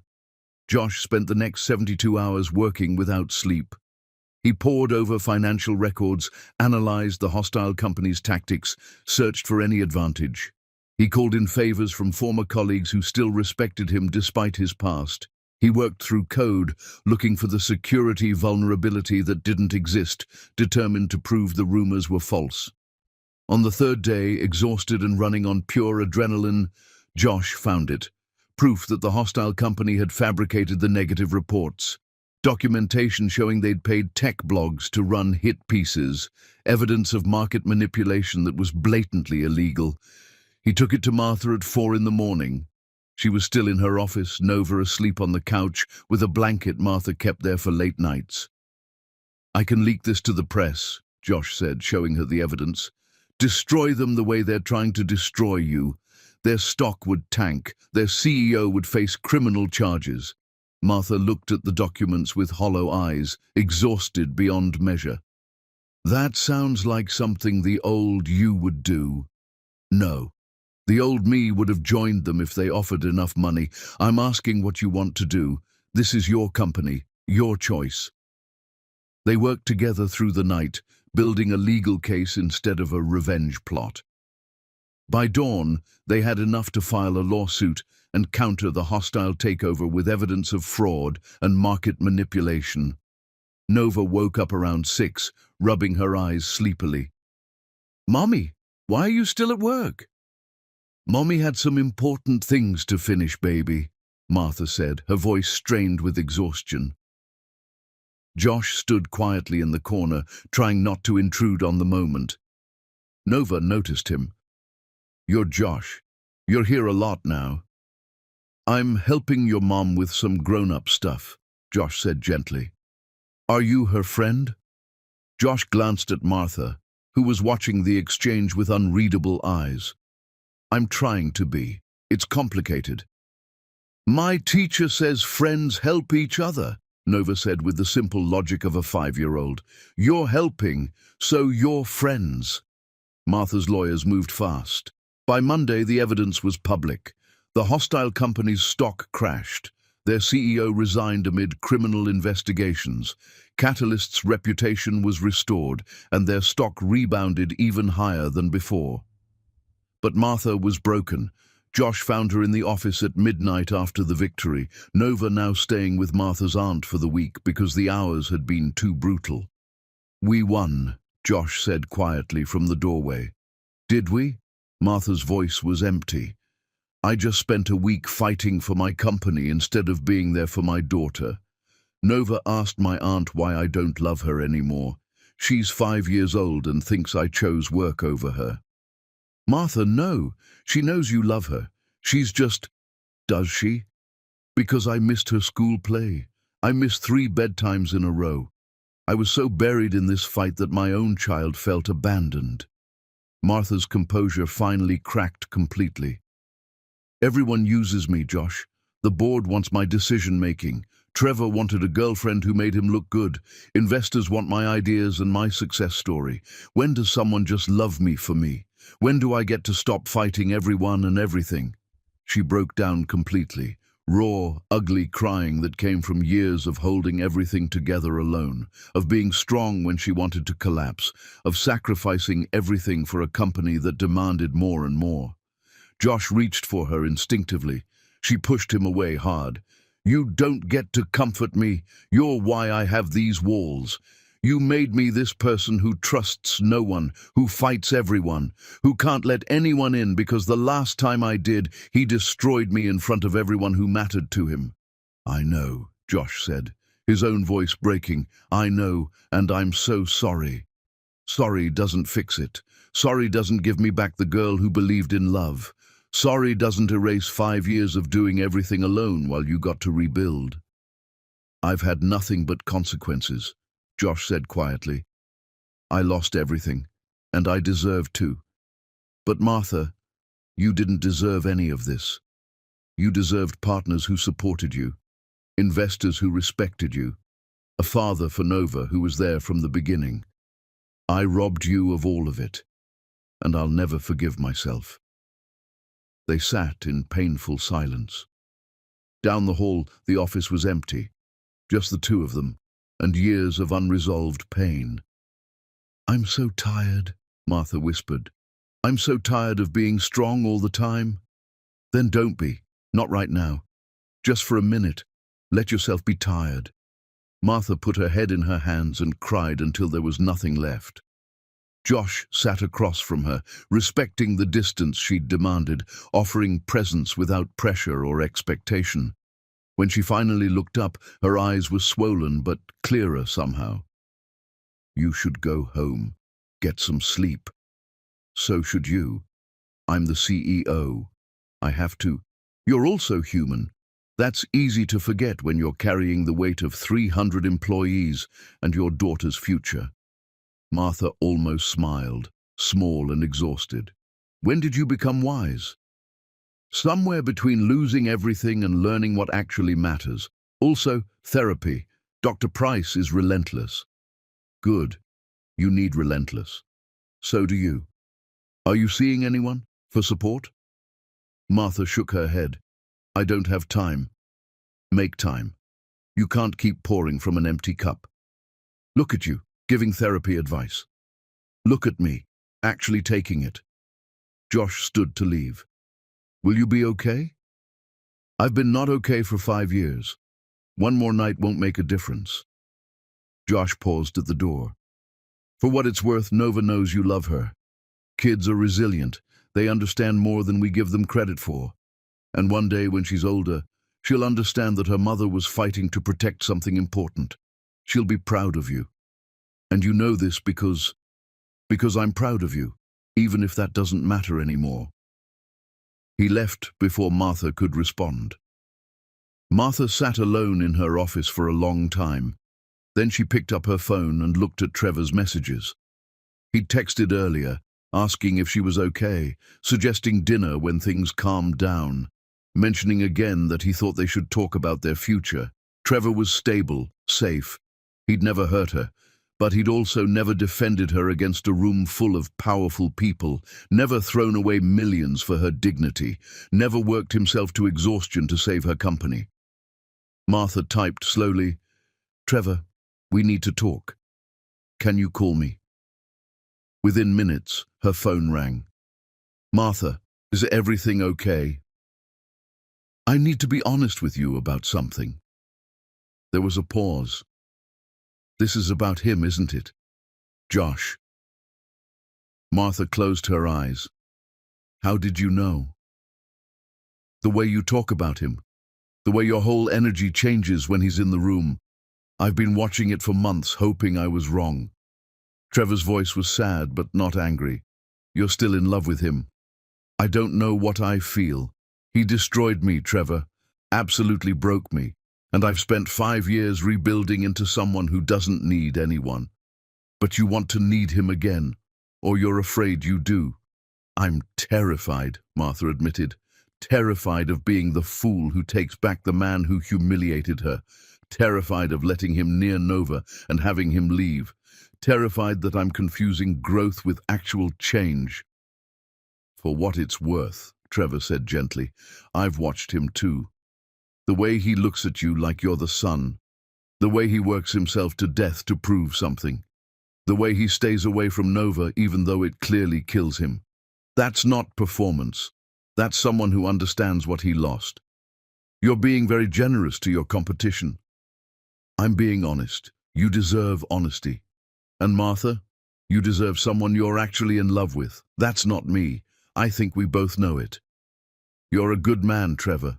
You deserve someone who loves you the way you deserve. So do you. I hope you figure out if that person is Josh, but don't settle for me because it's safer. You're worth more than that. The call ended gently, kindly, with mutual respect even in the ending. Martha sat in her empty office and thought about love, about fear, about whether some broken things could be repaired or if you had to build something entirely new from the pieces. She didn't have answers, but for the first time in 5 years, she was willing to consider the questions. Chapter 9. The Breaking Point. No mercy. 2 weeks after the hostile takeover attempt, Martha did something she'd never done in 5 years of running Catalyst Innovations. She took a full weekend off. Nova's 5th birthday was on Saturday, and Martha had promised her a party. Nothing big, just a few friends from kindergarten, games in the backyard of the house Martha had bought last year, cake and presents and normal childhood joy. Martha spent Friday afternoon setting up. Streamers, balloons, a piñata shaped like a unicorn. She'd hired a face-painting artist and rented a bounce house because Nova had been begging for one for months. Friday evening, while Martha was checking the final details, Nova appeared in the kitchen doorway with her favorite stuffed elephant clutched in one hand. "Mommy, can Josh come to my party?" Martha's hands froze on the birthday cake she was inspecting. "What? Baby, why would you ask that?" "Because he's nice to you at work. I see him sometimes when I visit. He always smiles at me but stays far away like he's shy." Nova tilted her head in that way that was pure Josh, and Martha's heart cracked a little. "And he looks sad a lot. Maybe cake would make him happy." "Sweetheart, Josh is just someone I work with. He's not really part of our family." "But you're friends, right? He helped you with the important work stuff. Kelly told me." "It's complicated with Josh. We have a history that's hard to explain." Nova considered this seriously. "Is it because he made a big mistake? Like when I broke your favorite cup and felt really bad?" Martha knelt down to her daughter's level. "Some mistakes are bigger than others, Nova." "But he said sorry, right?" "Yes, he said sorry. And he's trying to be better. You always tell me that's what matters when you mess up." Martha's throat tightened. "Yes, he's trying to be better." "Then he should come. It's my birthday, and I get to pick who comes, right?" Martha looked into her daughter's eyes, those hazel eyes that were so achingly Josh's, and made a decision that terrified her. "Okay, I'll invite him. But Nova, I need you to understand something. Josh is just a friend from work, not a daddy, not family. Just someone who works with Mommy, okay?" "Okay." Nova hugged her and ran off to play, satisfied with her victory. Martha pulled out her phone and stared at Josh's contact information for a full 5 minutes before typing, "Nova's birthday party is tomorrow at 2 p.m. She specifically asked if you could come. If you'd like to attend, here's my address. No pressure." She hit send before she could change her mind. Josh's reply came 30 seconds later. "I would be honored. Thank you. What does she like?" "I want to bring a gift." "Martha, don't bring anything expensive. She's 5. Something thoughtful is enough." Josh, "Understood. Thank you, Martha. This means more than you know." Saturday afternoon arrived with perfect weather. Nova's friends showed up in a cascade of energy and noise, filling Martha's yard with laughter and chaos. Parents dropped them off, and a few stayed, forming small groups while children screamed with joy in the bounce house. At 2:30, Josh arrived on his bicycle, carrying a wrapped package that was clearly handmade. He wore jeans and a simple button-down shirt, looking nervous and hopeful. Martha met him at the gate. "You came. You invited me. Of course I came. Josh, before you go in there, I need you to understand the rules. Nova asked you here because she's 5 and doesn't understand complicated adult history. She thinks you're just someone from my work. That's all you are today. Not her father, not family, just a guest at a child's birthday party. I understand. I won't overstep. I promise. They walked into the backyard together. Nova spotted Josh immediately and ran over, her face painted like a butterfly, ribbons in her hair bouncing. You came. Mummy said you might be too busy. I wouldn't miss your birthday for anything, Josh said, and his voice was thick with emotion he was barely controlling. Happy birthday, Nova. You look beautiful. I'm a butterfly, and I'm 5 today. She held up 5 fingers proudly. 5 is very important. That's when you start figuring out who you really are. I'm Nova Wesley, and I like purple and dinosaurs and magic stories. Josh smiled, tears in his eyes that he was fighting to control. Those are excellent things to like. I brought you something. I made it myself, so I hope you like it. Nova tore into the wrapping paper with enthusiastic 5-year-old energy. Inside was a handmade book with a beautiful cover. The Princess Who Saved Herself. Did you make this? Nova's eyes went wide. I did. It's a story about a princess who didn't need anyone to rescue her because she was strong and smart and brave enough to save herself. She built a whole kingdom and helped lots of people. Nova opened the book and gasped. Every page had watercolor illustrations showing a princess who looked remarkably like Martha and a little girl who looked like Nova. The story was simple but beautiful, about overcoming challenges, building something from nothing, and being proud of who you are. Martha's hands were shaking as she looked over Nova's shoulder at the pages. Josh, it's how I see you, Josh said quietly just to Martha. Both of you. How I wish I'd seen you 5 years ago. Nova was already showing the book to her friends, reading parts of the story aloud with pride.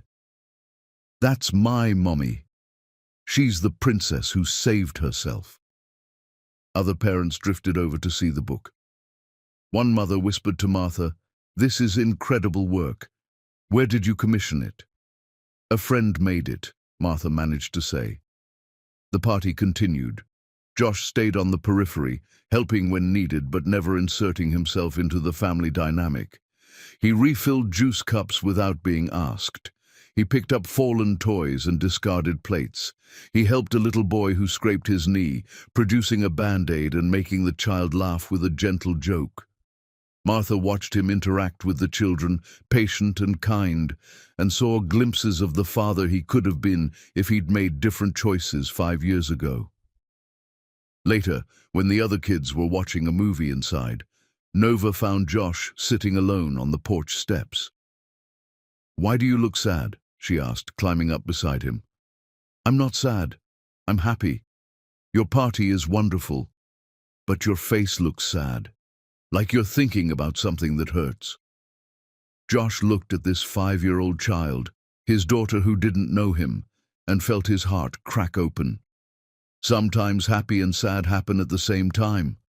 I'm happy to be here with you, but I'm also sad about some choices I made a long time ago, mistakes that hurt people I care about. The mistakes with my mommy. Josh's breath caught. "How did you know about that?"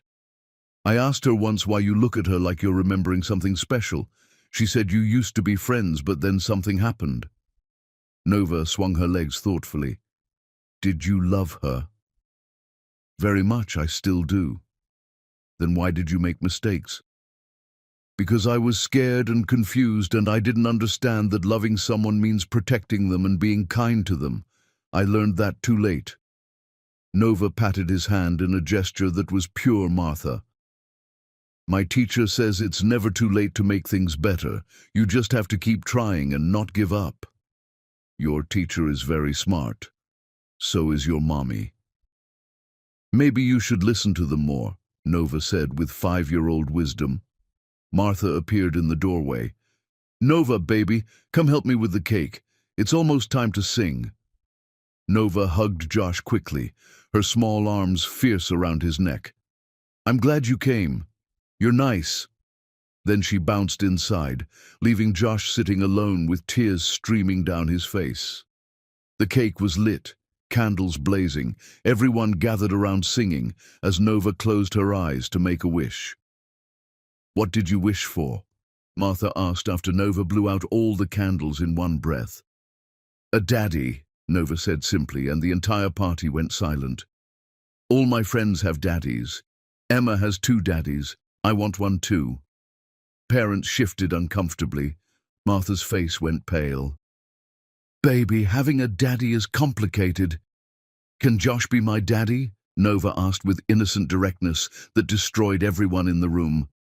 "He's nice to you, and he made me the best book ever, and he looks at me like he already loves me." Martha knelt down, painfully aware of all the eyes watching. "Nova, being a daddy isn't just about being nice, it's about being there forever, about keeping promises, about never leaving." "Josh keeps promises. He promised to explain how butterflies work, and he did." Josh, standing by the door looking like he might collapse, stepped forward carefully. "Nova, being your dad would be the greatest honor of my whole life. But I hurt your mommy really badly before you were born. I wasn't there when she needed me. I don't know if I deserve to be in your life like that." "That's my choice, not yours," Martha said firmly, standing up. "And Nova, we can't make this decision at your birthday party, okay? This is big grown-up stuff that takes time to figure out. But, no buts. Let's eat cake and open presents. We'll talk about this later. I promise we'll talk about it." The party eventually ended. Parents collected their children with sympathetic looks at Martha while carefully not mentioning the daddy conversation. Josh started to leave with everyone else. "Stay," Martha said quietly. "Help me clean up. We need to talk." After the last guest left, Nova fell asleep on the couch, exhausted from her party. Martha and Josh cleaned the backyard in silence, collecting plates and cups, taking down decorations. Finally, when everything was packed away, Martha sat on the porch steps. Josh sat beside her, careful to leave space between them. "She's incredible," Josh said quietly. "Nova, she's smart and kind and brave, just like her mother." "She is. I built my entire life around making sure she had everything she needed. Everything I didn't have growing up." "You succeeded. She's amazing." She asked about her father when she was 3. I told her that some families looked different, that we were enough, just the 2 of us. She accepted it then, but she's getting older now, noticing more, asking harder questions. Josh's voice was rough. I would give anything to have been there from the beginning, to have been the father she deserved. "But you weren't. You were too busy humiliating me at parties and building empires on stolen work." I know, and nothing I do will ever make up for that missing time. But Martha, I've changed. 6 months ago, that wouldn't have meant anything. But now what? Now I'm supposed to believe you're different because you worked hard at my company." Josh thought carefully. 6 months ago, I was probably desperate, just trying to survive. But somewhere along the way, it became real. I'm not working this hard to win you back. I'm working this hard because I finally understand what actually matters. Being someone my daughter could be proud of even if she never knows I'm her father. Being someone who treats people right, making choices based on integrity instead of ego. And if I told you that you'd never be more than an employee at my company, that Nova would never know the truth, that I'd never forgive you, would you still be here? Yes, because being near you, even like this, even with all these walls between us, taught me how to be better. And because doing good work, treating people right, trying to make a positive impact, that matters whether or not you ever love me again." Martha was quiet for a long time, looking out at the yard where her daughter had celebrated with friends and laughter. "Trevor proposed to me 3 weeks ago at a company gala in front of everyone." Josh felt his heart stop. "What did you say?" "I said I needed time to think. Then I said no. Because I realized I was going to say yes for all the wrong reasons. Security, stability, fear of being alone. Not because I was in love with him. Trevor is a good man. He would have been good to you and Nova. He would have. But I wasn't in love with him. And he deserved someone who was. And I deserved to make choices for the right reasons, not out of fear. What are the right reasons? Martha finally looked at him. Love. Real love. The kind I used to have for you before you destroyed it. I don't know if that kind of love can be rebuilt from rubble, if forgiveness is even possible after what you did. I'm not asking for forgiveness. I'm just asking for a chance to be in Nova's life, in whatever way you'll allow. Employee, acquaintance, distant friend, anything. You're her father. The words hung in the air like a confession. Josh closed his eyes, tears streaming. I know. Biologically. Legally. Her birth certificate says father unknown because I refused to put your name down. You didn't deserve to be connected to her after what you did. I didn't. I don't. But Nova deserves to know where she came from, who she looks like, why she has your eyes and your smile and your stubborn determination. Josh was openly crying now. Tell me what you need me to do. Tell me how to earn the right to be her father. Martha stood, pacing. You don't earn it, Josh. You either are or you aren't. And right now I don't know what to do. I'm terrified of letting you in and having you hurt us again. Terrified of Nova loving you and you leaving when it gets hard. Terrified of being the woman who took back the man who humiliated her in front of everyone. You're not a fool. You're the strongest person I've ever known. I'm scared. Martha's voice cracked. I'm so scared of wanting this. Of imagining a future where we could actually be a family and having you destroy it again. Josh stood facing her. Then let me prove it's safe. Let me show you day after day, week after week, that I'm not that man anymore. Let me be there for Nova, for you, in whatever way you're comfortable with. No pressure, no expectations, no rushing, just presence, just showing up, just being someone you can count on.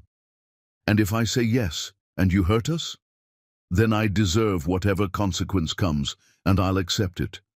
But Martha, I swear on everything I am, everything I've lost, everything I've learned, I would rather die than hurt either of you again. They stood in the fading light, 5 years of pain and growth between them, the ghost of who they used to be and the uncertainty of who they might become. One chance, Martha finally said, her voice shaking. Not a second, not a third. One. One is all I need. We start from zero, dating, slowly. Nova doesn't call you dad until you've earned it. You don't move in. You don't propose. You don't assume anything. You earn every single step. Yes, whatever you need, however long it takes. And if at any point I say stop, you stop. No questions, no guilt, no manipulation. I promise. Martha stepped closer, looking up at him. This is the hardest thing I've ever done. Harder than leaving you, harder than raising Nova alone, harder than building Catalyst. Because this time, I'm choosing to trust you knowing exactly what you're capable of, knowing exactly how badly you can hurt me. Josh took her hands carefully, like she might disappear. I know what I'm capable of at my worst. I also know what I'm capable of at my best.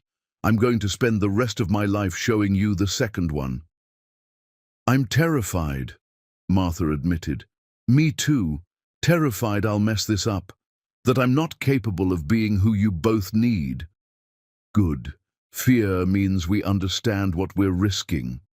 From inside, Nova called out sleepily. Mummy? They broke apart. Martha went to her daughter, Josh watching from the doorway. I'm here, baby. Is Josh still here? Yes. Good. I like when he's here. You seem happier. Martha carried Nova upstairs to bed, tucked her in with gentle kisses and whispered, I love yous. When she came back downstairs, Josh was standing by the door, ready to leave, not assuming he could stay. At the threshold, Martha stopped him. Coffee, Thursday, 10 a.m. Don't be late. I won't be. This doesn't mean we're together. It means we're trying. I understand completely. Josh? Yeah? Thank you. For the book. For showing up today. For trying. Thank you for the chance I don't deserve, but will spend every day earning. Josh rode home on his bicycle through the dark city, his heart so full it felt like it might burst. In his apartment, he saw Martha's text. Thursday, 10 a.m. Chapter 2 of our story. Bring courage. He sat on his bed and cried grateful tears, hopeful tears, terrified tears. He was getting a second chance, a real one, earned through 6 months of work and growth and becoming someone worthy of it, and he wasn't going to waste it. Chapter 10. The Second Chance. Earned, not given. 2 weeks after the hostile takeover attempt, Martha did something she'd never done in 5 years of running Catalyst Innovations. She took a full weekend off. Nova's 5th birthday was Saturday, and Martha had promised her a party. Nothing elaborate, just a few friends from kindergarten, games in the backyard, cake and presents and normal childhood joy. Friday evening, while Martha checked the final details, Nova appeared in the kitchen doorway, clutching her stuffed elephant. "Mummy, can Josh come to my party?" Martha's hands froze. "What? Baby, why would you ask that?" "Because he's nice to you, and he looks sad a lot. Maybe cake would make him happy." "Sweetheart, Josh is just someone I work with. But he helped you with important stuff. Can he come, please?" Martha looked into her daughter's eyes, those hazel eyes that were so achingly Josh's, and made a terrifying decision. "Okay, I'll invite him." She texted Josh before she could change her mind. "Nova's birthday party is tomorrow at 2 p.m. She specifically asked if you could come. Here's my address. No pressure." Josh's reply came instantly. "I would be honored. Thank you." Saturday afternoon arrived perfect. Nova's friends filled the yard with chaos and laughter. At 2:30, Josh arrived on his bicycle carrying a handmade package. Martha met him at the gate. "Before you go in, Nova thinks you're just someone from work, not her father, not family. Understood?" "Understood. I won't overstep." Nova spotted Josh immediately and ran over, her face painted like a butterfly. "You came." "I wouldn't miss your birthday," Josh said, his voice thick. "Happy birthday, Nova. I'm 5. She held up 5 fingers. "I brought you something. I made it myself." Nova tore into the wrapping. Inside was a handmade book, The Princess Who Saved Herself. "Did you make this?" Her eyes went wide.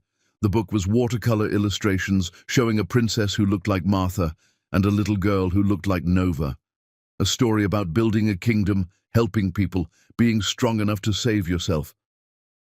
Martha's hands shook, looking at the pages. "Josh, it's how I see you, both of you." Nova ran to show her friends, reading aloud with pride.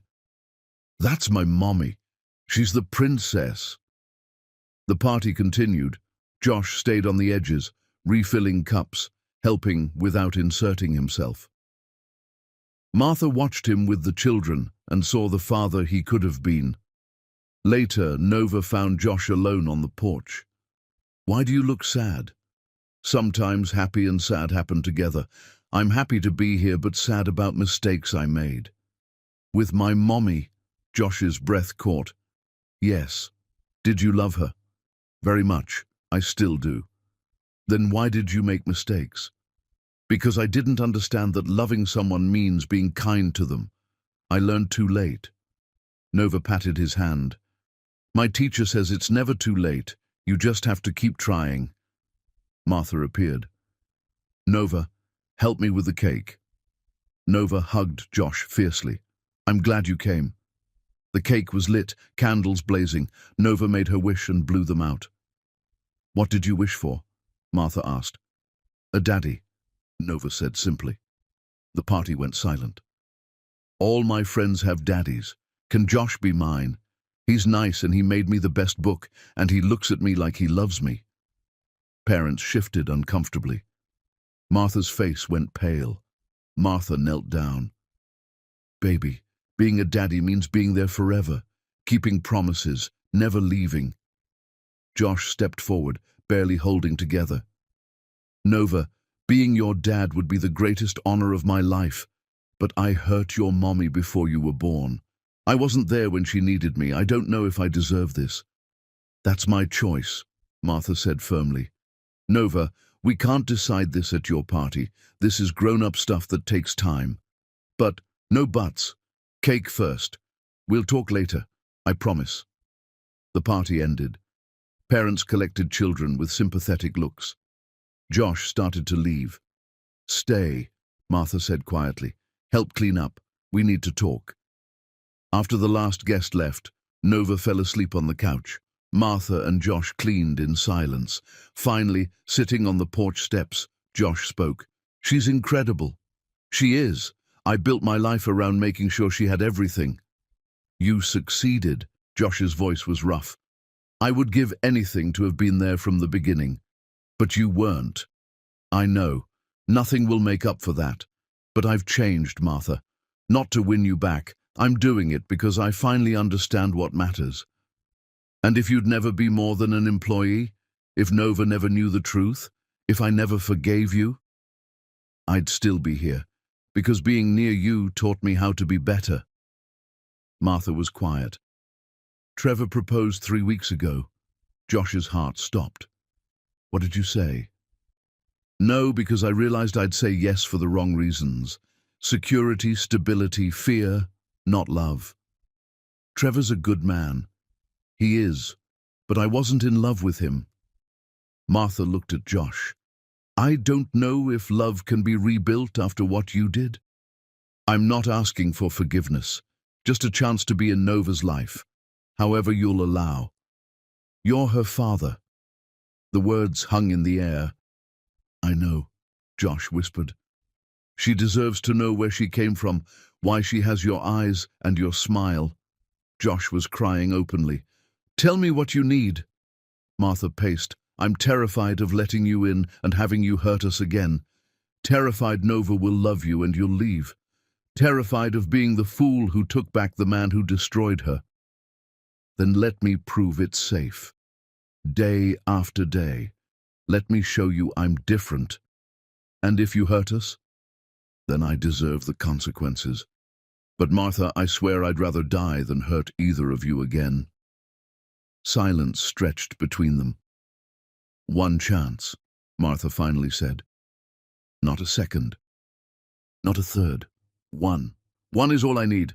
We start from zero, dating slowly. Nova doesn't call you dad until you've earned it. You don't move in. You don't propose. You earn every step. Yes, anything. And if I say stop, you stop. No questions, no manipulation. I promise. Martha stepped closer. This is the hardest thing I've ever done, because I'm choosing to trust you knowing exactly what you're capable of. Josh took her hands carefully. I know what I'm capable of at my worst. I'll spend my life showing you my best. I'm terrified. Me too. Good. Fear means we understand what we're risking. From inside, Nova called sleepily. Mommy? They broke apart. Martha went to her daughter. I'm here, baby. Is Josh still here? Yes. Good. I like when he's here. You seem happier. Martha tucked Nova into bed with whispered, I love yous. When she returned, Josh was by the door, ready to leave. Coffee, Thursday 10 a.m. Don't be late. I won't be. This doesn't mean we're together. It means we're trying. I understand. Josh? Yeah? Thank you. For the book, for showing up, for trying. Thank you for the chance I'll spend every day earning. Josh rode home through the dark city. In his apartment, he saw Martha's text. Thursday, 10 a.m. Bring courage. He cried grateful, hopeful, terrified tears. He had a second chance. A real one. earned through 6 months of work and becoming someone worthy, and he wasn't going to waste it. Epilogue. 6 months later, Josh sat on Martha's living room floor, helping Nova build a block castle. She explained the princess who lived there, Martha, and the dragon who protected it, also Martha. "Where do I live?" Josh asked. Nova thought seriously. "You're the knight who helps the princess. You keep everyone safe. That's important work." "The most important." Martha appeared in the doorway. Josh still didn't live there. Nova still called him Josh, though she knew the truth. They'd told her 2 months ago. "So you're my daddy?" she'd asked. "Yes, but I wasn't there when you were born or growing up. I made big mistakes that hurt your mom. But you're here now. I'm trying to be, if that's okay." "Okay, but I'm calling you Josh for now. Daddy is a big word. You have to earn big words." Josh had laughed through tears. "That's fair." Now they had a routine. Dinner 3 times a week, park on Saturdays, school events together, building something slowly, carefully. "Josh," Nova said, "when are you going to ask Mommy to marry you?" Josh nearly dropped his block. Martha choked from the doorway. "Nova, that's complicated." "Why? You love each other. I can tell." Josh and Martha's eyes met. They hadn't said those words yet. "Love is complicated for grown-ups," Martha said. "But you're happy. Isn't that what families are?" Josh stood. "Nova, can your mum and I talk alone?" "Are you going to kiss?" "Emma's parents do that." "Go play in your room for 10 minutes, Martha said, fighting a smile. Nova skipped upstairs. "You should kiss. It's good for love." Martha walked over. "She's not wrong about being happy." "No, I am happy. Happier than I've been in maybe ever." "Me too, which terrifies me." "Why?" "Because last time I was this happy with you, you destroyed me." Josh took her hands. "I can't promise perfection, but I promise I'll never humiliate you, never value anything more than you and Nova, never stop trying to be worthy." "I know. I see it every day. It's just hard to trust again." "Take all the time you need." Martha stepped closer. "What if I'm tired of being scared? What if I want to try trusting you? Then I'll spend every day proving that trust wasn't misplaced." "What if I said I'm falling in love with you again? Or maybe for the first time because you're different now?" Josh's eyes filled with tears. "Then I'd say I never stopped loving you. Even when I lost everything, I never stopped." They kissed, soft and careful and full of hope. Upstairs, Nova counted loudly. 10 minutes. Are you done?" They broke apart, laughing. "We're done," Martha called. Nova appeared. "Did you kiss?" "Maybe," Josh smiled. "Good. Now Josh can stay for movie night." That night they sat watching a movie. Nova fell asleep between them. Martha's hand rested on Josh's shoulder. His covered hers. It wasn't perfect. They still had hard conversations ahead, still had trust to rebuild brick by brick. But they were trying. Together. And sometimes trying was enough. Sometimes second chances weren't given. They were earned. One day, one choice, one moment at a time, and Josh Davies was finally showing up. The end.